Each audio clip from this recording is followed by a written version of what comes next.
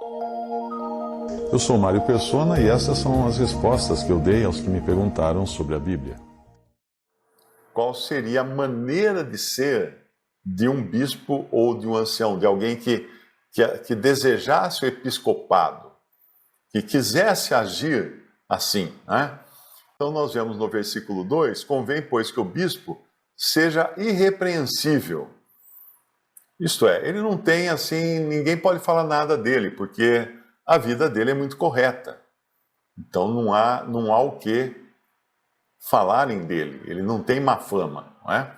Marido de uma mulher. O que quer dizer marido de uma mulher? Bom, nós estamos falando aqui do começo da igreja. E no começo da igreja, muita gente não percebe isso, havia também poligamia. Não que Deus aprove a poligamia, mas muitos convertidos naquela época vinham de religiões pagãs. Eram romanos ou eram gregos. E eram polígamos. Porque nesses povos, nessas culturas, a poligamia era aceita. Os gregos, os romanos. Então muitos vinham com 2, 3, 4, 5 esposas. Como é hoje, você vai lá na Arábia Saudita, por exemplo, o cara lá tem meia dúzia de esposas. Então essa ordem que ele dá aqui, marido de uma mulher, é porque não é para ser aqueles que tinham mais de uma mulher. Porque ele já tinha muito problema na vida dele. Até uma vez eu ouvi um irmão falar, né? Alguém falou assim, mas lá aqueles patriarcas do Antigo Testamento, todos eles tinham mais de uma mulher. Aí o irmão respondeu assim, mas vê como é que era a vida, como era complicada a vida deles. E realmente, naquele tempo Deus permitiu, Deus fez vista grossa para aquilo. Mas no começo não foi assim. Quando Deus criou um homem e uma mulher para formar o casal, para formar a unidade de um lar. Mas depois ele acabou deixando correr muitos costumes que eram perniciosos, porque as pessoas, sempre as mulheres, ou os que tinham mais de uma mulher, acabavam tendo mais de um problema. Não é? Sempre acontecia isso. Não que as mulheres sejam o problema, os homens também eram um problema. Mas nós vemos que muitos acabaram se enrolando por causa disso, por causa, às vezes, até da competição dentro do próprio lar, de mais de uma mulher competindo entre si. Então, ele deve ser irrepreensível, marido de uma mulher, vigilante. O que isso quer dizer? Que ele deve estar atento a tudo o que acontece. Né? E depois vem sóbrio. Bom, sóbrio a gente sabe o que é, porque uma pessoa bêbada não está sóbria. Né? Então, a gente, pensando no bêbado, você já tem uma ideia do que é um sóbrio. É alguém que está com todas as suas faculdades mentais funcionando direitinho. Honesto, não precisa nem explicar o que é honesto, né? É o contrário de desonesto, porque se ele for desonesto, ele já não serve. Hospitaleiro, isso é importante porque a hospitalidade é falada também lá em Hebreus capítulo 13. Nesse capítulo 13 de Hebreus, no versículo 17, por exemplo, obedecei a vossos pastores e sujeitai-vos a eles, porque velam por vossas almas, como aqueles que hão de dar conta delas. Risca-se delas aí. Risca-se delas. Para que o façam com alegria e não gemendo, porque isso não vos seria útil. Esses pastores aqui são os bispos ou anciãos ou presbíteros, não são os dons de pastor. São os zeladores do rebanho. Obedecei aos vossos zeladores. Sujeitai-vos a eles, porque velam por vossas almas, como aqueles que hão de dar conta, tiram delas. Porque isso aí dá uma confusão. Na outra versão não fala assim. Na outra versão fala, obedecei aos vossos guias, sede submissos para com eles, pois velam por vossa alma, como quem deve prestar contas. Fim. Para que façam isso com alegria e não gemendo, porque isso não aproveita a vós outros. Por que está errado esse delas? Porque dá a impressão que quem tem que dar conta, da vida dos irmãos são esses guias, ou esses presbíteros, ou esses anciãos. Não. Cada um dá conta da sua própria vida. Não é? Eles darão contas do serviço que eles fazem de zeladores. É isso que quer dizer aí. Velam por vossas almas como aqueles que hão de dar conta. Dar conta do quê? Desse velar das suas almas, das almas, desse cuidado. É que nem o zelador do condomínio tem que prestar contas do que ele está fazendo.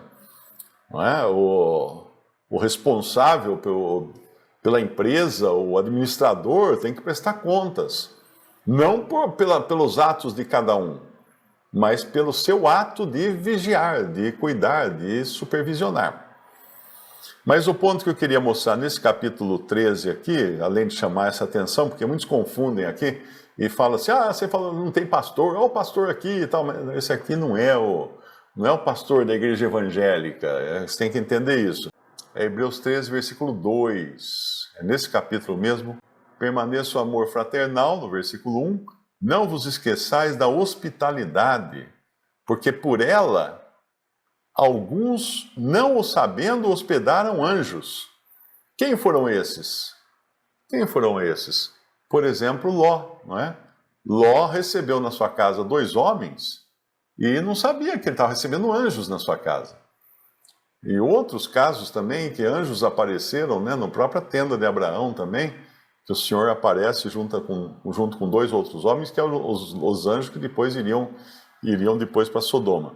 Então, a hospitalidade, ser hospitaleiro é um dos requisitos desses bispos ou supervisores ou anciãos de que fala o capítulo 3 de 1 Timóteo. Então, é vigilante, sóbrio, honesto, hospitaleiro, apto para ensinar. Então, ele tem que ter conhecimento da palavra. Não pode ser uma pessoa recém-convertida, por exemplo, que não sabe nada, né? Porque ele vai ter que tomar decisões. E as decisões serão embasadas na palavra. Apto para ensinar, conhecedor do que a sã doutrina diz. É como aqui no condomínio onde eu moro, o zelador, ele tem conhecimento de muita coisa que eu não faço nem ideia. Porque ele tem que conhecer toda a estrutura do prédio, ele tem que conhecer como é que funciona, que hora que vem, o pessoal vem buscar o lixo, quem é a faxineira que tem que limpar as escadas, ele tem que saber tudo isso.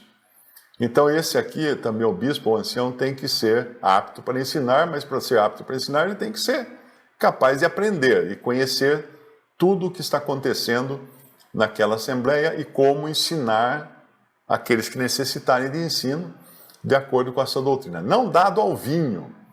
Aqui não diz que ele não pode beber. Aqui está dizendo que ele não deve ser uma pessoa que fica sempre bebendo.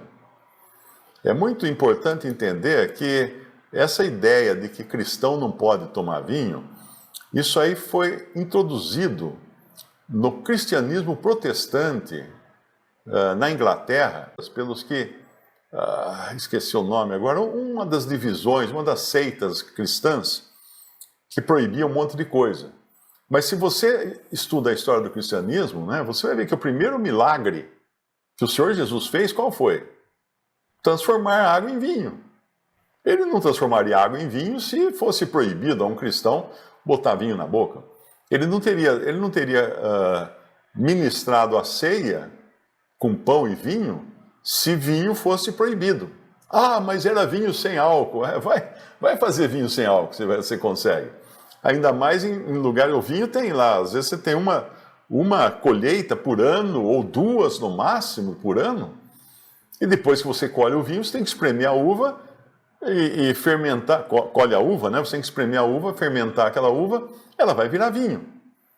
Ela vira vinho, porque hoje você consegue guardar, armazenar suco de uva, porque existe um processo chamado pasteurização.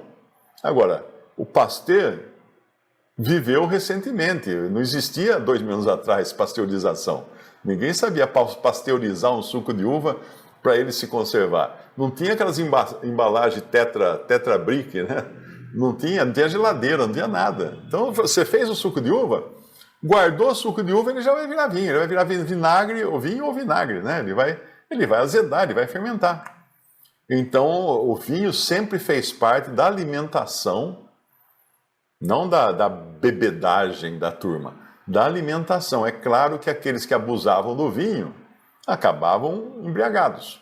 E a Bíblia condena a embriaguez, não o beber um vinho, de jeito nenhum. Mas a embriaguez, sim, é condenável porque tira a pessoa do controle, né, do sério. Então, não dado ao vinho significa que ele não é um cara que bebe, né, como a gente fala. Ele não é um alcoólatra. Não espancador, então é uma pessoa que não é briguenta, não é desses que pegam um filho e arrebenta com o filho quando desobedece, não. A outra versão fala não violento. Tem gente que é violenta, tem gente que qualquer coisa ele já parte para cima de você. Então não é esse tipo de homem que é capacitado para ocupar essa posição. Não contencioso, ou seja, não briguento, não gosta de discutir, coisa assim, e não avarento. O que é o avarento? É o que ama o dinheiro. Não avarento, não é o que ama o dinheiro. Liga a TV, você vai saber de quem que está falando isso aqui.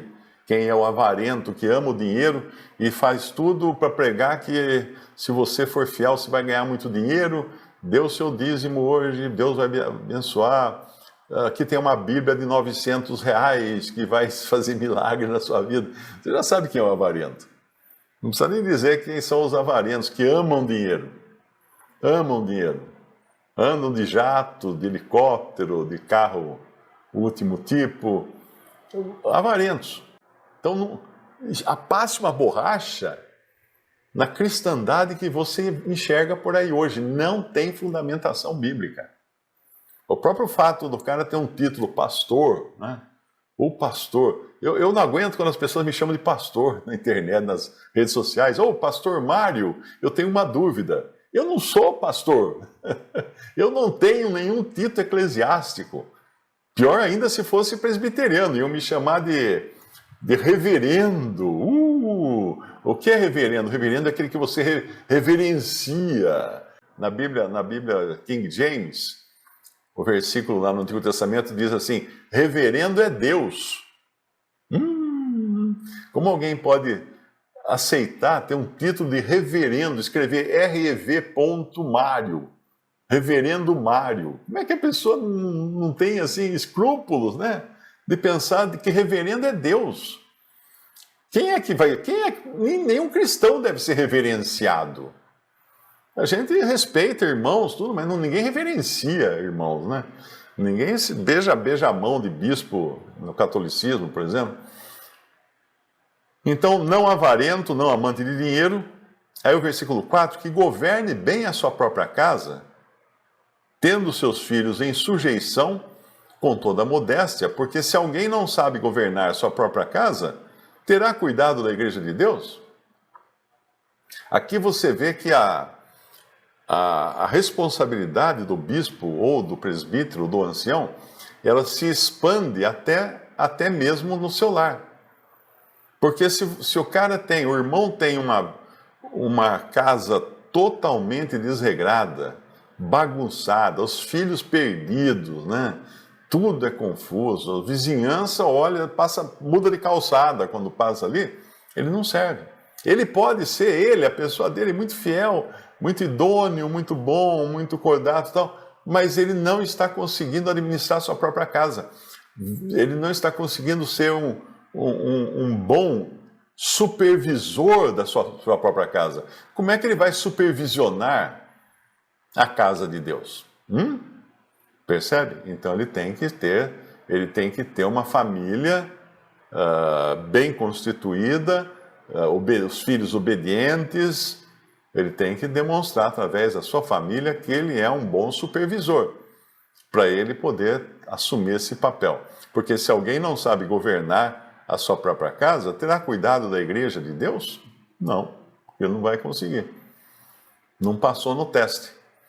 Versículo 6 fala assim, não neófito. O que é não neófito? Não iniciante. Se converteu agora. Por que não neófito? Para quem, soberbecendo-se, não caia na condenação do diabo. Porque é normal um jovem que recebe responsabilidades, de repente isso subir a cabeça dele. Se ele for um neófito, isso pode subir, existe o perigo de subir a cabeça dele. De repente ele já quer mandar em tudo e em todos. Ele vai ser aquele Diótrefes, né, que fala na terceira carta de João, que queria comandar a assembleia, ser o manda-chuva.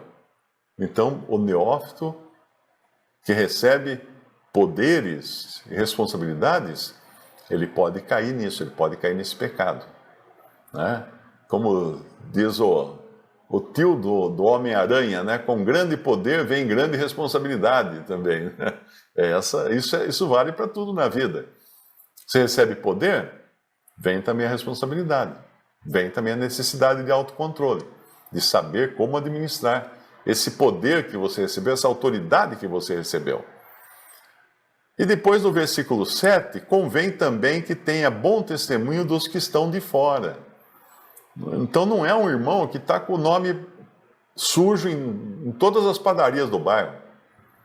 Não é um irmão que é conhecido por ser mal, por ser briguento, Não, os de fora olham para ele e dizem, não, aquele homem lá é honesto. Aquele sujeito lá é bom, a família dele está tudo em ordem e tal. Ele tem que ter também um bom testemunho dos que estão de fora, para que não caia em afronta e no laço do diabo. Porque o Satanás usa todas essas coisas para derrubar. Todas essas coisas. Eu me lembro uma vez, eu perguntei para um irmão, eu tinha lido um livro sobre... O livro chama-se O Ato Conjugal. Foi escrito por um pastor batista, ele e a esposa escreveram. Esse livro é muito famoso, na década de 70, acho que foi escrito. Era um livro muito famoso que fala do relacionamento sexual no casamento, né? E depois eu fiquei sabendo, o livro era muito bom, e depois eu fiquei sabendo que eles se divorciaram, ele e a esposa se divorciaram. Aí eu perguntei para um irmão, falei assim, irmão, como é que pode? O livro dele é tão bom, ajudou tanta gente, ajudou tantos casais, como é que ele se divorciou?